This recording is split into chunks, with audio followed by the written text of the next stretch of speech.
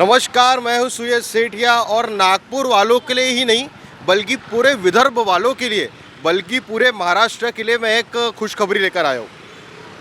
छत्रपति शिवाजी महाराज का जो वाघ नख है, जो कि एक बहुत ही बहुचर्चित अस्त्र है उनका, जिससे उन्होंने 17वीं सेंचुरी में अफजल खान का वध किया था, तो वो जो वाघ नख है वो नागपुर आने वाला है। 300 से 350 सालों पहले छत्रपति शिवाजी महाराज ने अफजल खान को जिस वाघ नख से मौत के घाट उतारा था, वह वाघ नख अब वन, सांस्कृतिक कार्य एवं मत्स्य व्यवसाय मंत्री सुधीर मुनगंटीवार द्वारा किए गए प्रयासों के बाद आखिरकार लंदन से 2025 तक नागपुर के सिविल लाइन स्थित सेंट्रल म्यूजियम में पूरे 10 महीनों के लिए रखा जाने वाला है। नागपुर के साथ साथ यह वाघ नख सातारा और मुंबई में भी रखा जाने वाला है।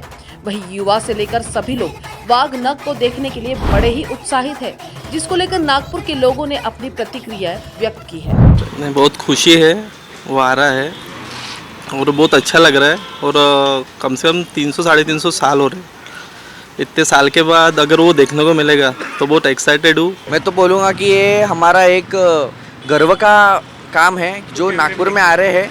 गर्व की बात है मेरे लिए कि वाघ नख अपने नागपुर में आ रहे हैं और अपने क्षेत्र में आ रहे हैं, तो मैं चाहूँगा कि सबने वो जो मोमेंट है वो देखना चाहिए, एक बार जाके देखना चाहिए और एंजॉय करना चाहिए। और जो आराध्य देव छत्रपति शिवाजी महाराज है, हम वो है और वो थे, इसलिए अपने घर में भगवान है और देव है। तो मैं उनको चाहूँगा और गर्व से विनती करूँगा कि एक बार वो म्यूजियम जाके वो शस्त्र का दर्शन ले ले। 1657 में जेम्स ग्रैंड डक नाम के एक व्यक्ति ने भारत में आया। भारत में वो एज अ हिस्टोरियन आया, जो कि ब्रिटिश आर्मी में उस समय में कार्यरत था। एज अ हिस्टोरियन आने के बाद उसने भारतीय शास्त्र की पूरी स्टडी किया और भारत के इतिहास को तोड़ने का, मरोड़ने का और गलत तरीके से प्रोपोगेट करने का काम किया। अब जेम्स ग्रैंड डक नाम के व्यक्ति ने क्या किया, इतिहास को गलत तरीके से पेश किया ही किया। इसने उस वाघ नख को ले जाके इंग्लैंड में लेकर चला गया। इंडियन पॉलिटिक्स और भारतीय दर्शन शास्त्र ये साथ साथ चलते हैं।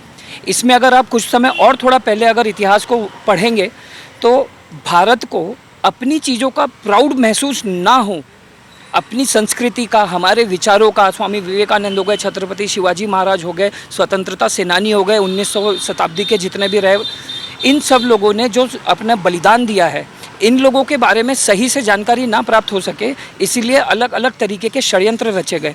उस षड्यंत्र का सबसे बड़ा हिस्सा था जेम्स ग्रैंड डक। ये उस जमाने के 16वीं शताब्दी और 18वीं शताब्दी के बीच के वो इतिहासकार हैं जिन्होंने इतिहास को बदला, इतिहास को गलत तरीके से पेश किया। हम लोगों ने, भारतीय लोगों ने, छत्रपति शिवाजी महाराज हमारे देवतुल्य, उनने अपने प्राणों की आहुति दी स्वराज्य के लिए।